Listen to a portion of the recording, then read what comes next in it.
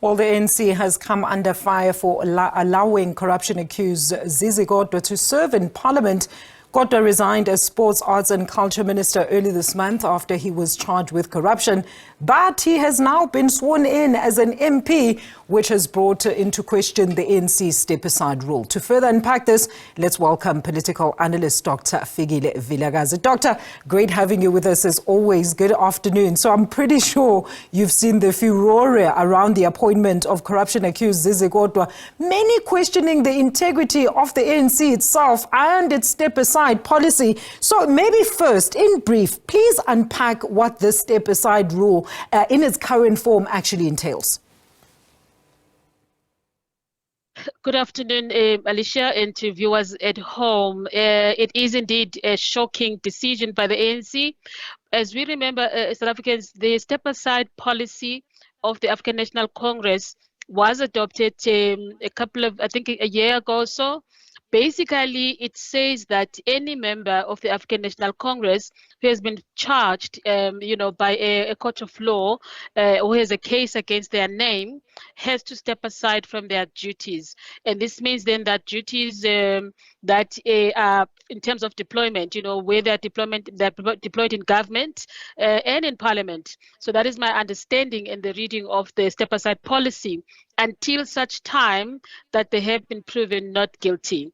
So basically, that's what it means. So the expectation then is that any cadre of the African National Congress that is going through a process in the court of law, in terms of a case that is against their name, cannot perform their duties publicly, in terms of their deployment, but also in terms of where they are placed until such time that they are proven not guilty. So we are expecting then that in the context of Minister Zizi Kodwa, former minister who stepped aside, publicly, that he shouldn't necessarily be placed in parliament as well, and any other member of, of public service because of the step-aside policy within the ANC, mainly because this is an ANC policy, but because the ANC has been a ruling party before the 2024 elections, and of course has been deployed in cadres into positions of public service, that then the ANC would use its own systems internally to ensure that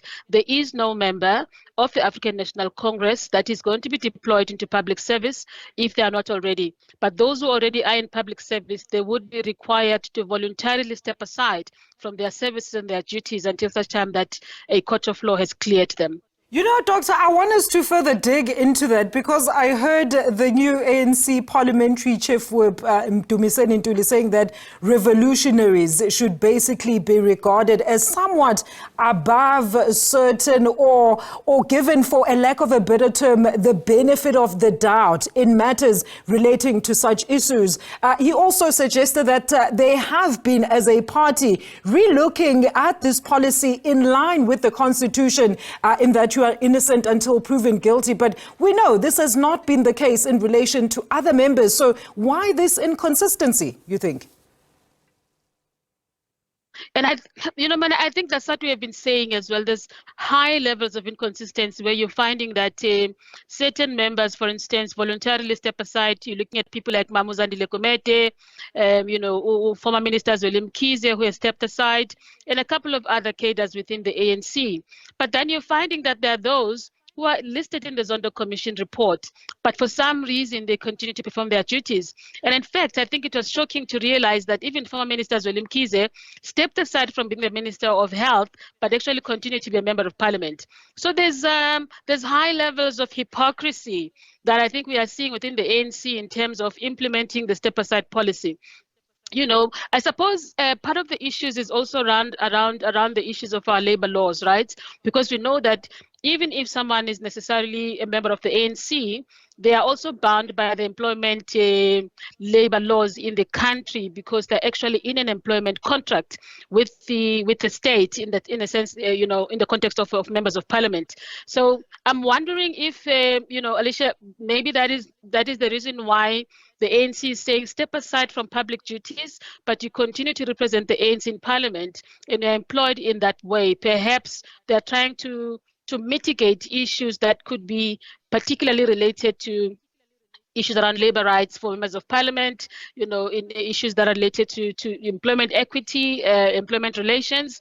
We do not know. But I think that's something that the ANC has got to explain to the public.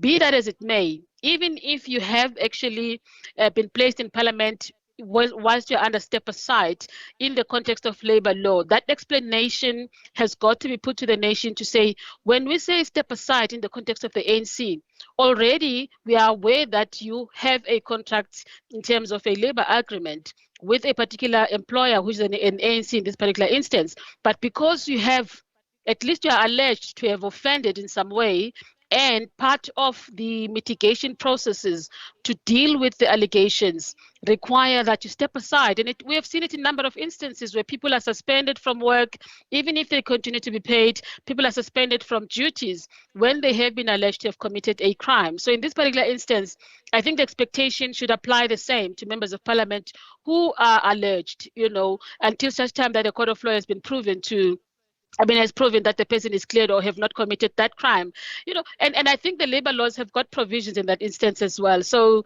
again, I think we are really requiring the ANC here to be consistent to say, for instance, people like Umama Onovula Mkonyane, okay, she's not deployed in parliament, but she continues to serve in the ANC, and people see the ANC as a public sort of ruling party in some way. And there's an expectation that if you want to clean up in terms of the Zondo Commission report, at least apply the same principles across the board so that you're not being seen to be exclusive to other people and inclusive to others, and issues of preference, issues of favoritism coming in here. And that is what the ANC, unfortunately, has been doing. They've not been able to demonstrate thus far their ability to be consistent in how they apply the Zondo Commission a report. And what then that does, it creates a situation where the Zondo Commission is rendered sort of weak, but also, the rule of law in South Africa is also rendered weak, perhaps even undermined in the manner that these are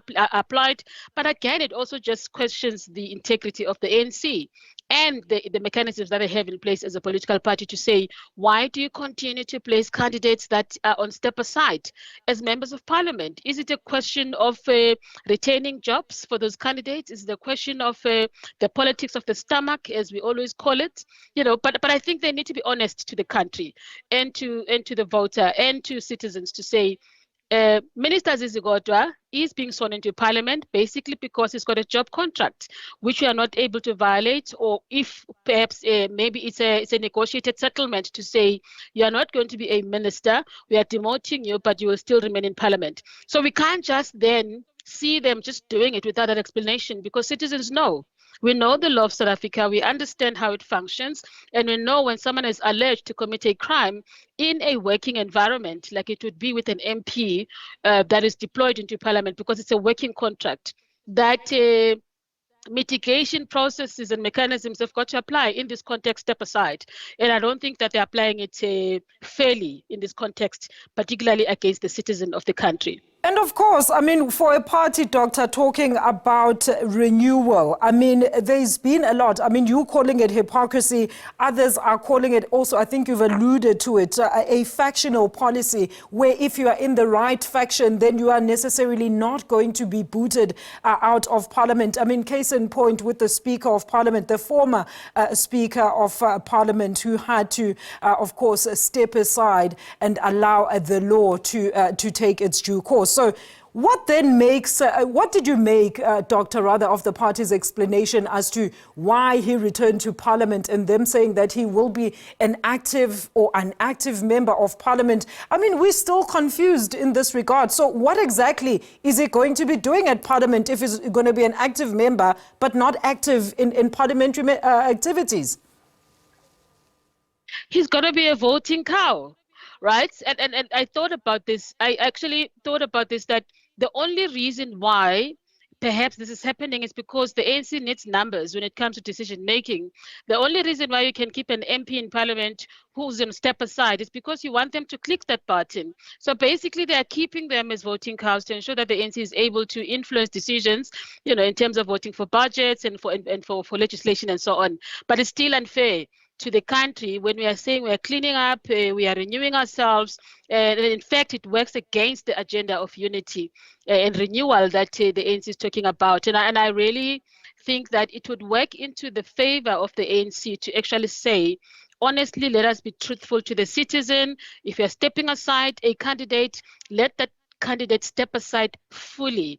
And again, it shows us factionalism, right? Those who are those who are seen to be aligned to a particular president and the former president, the punishments are different. And I think the ANC has got to look into that question, just so that the citizen is brought into confidence, Alicia, to say, we are truly meaning business when we say we have hurt South Africa, we have done wrong, and we want to correct ourselves, and we are self-reflecting. And you can't then now come after the 2024 elections, and then you do the very same thing that you're saying you're correcting.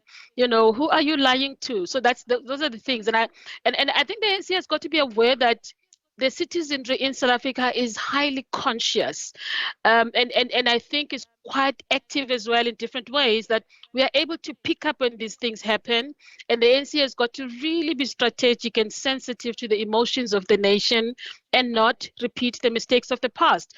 And I think in swearing in former Minister Zizi Kodwa, they've literally regressed. You know, they've literally regressed from their position of step aside, and it's truly and deeply unfair. Doctor, thank you so much. As always, great analysis there. Dr. Fikile Vilakazi, political analyst, weighing in on Zizi Kodwa being sworn in Parliament, fresh out on bail on corruption-related charges.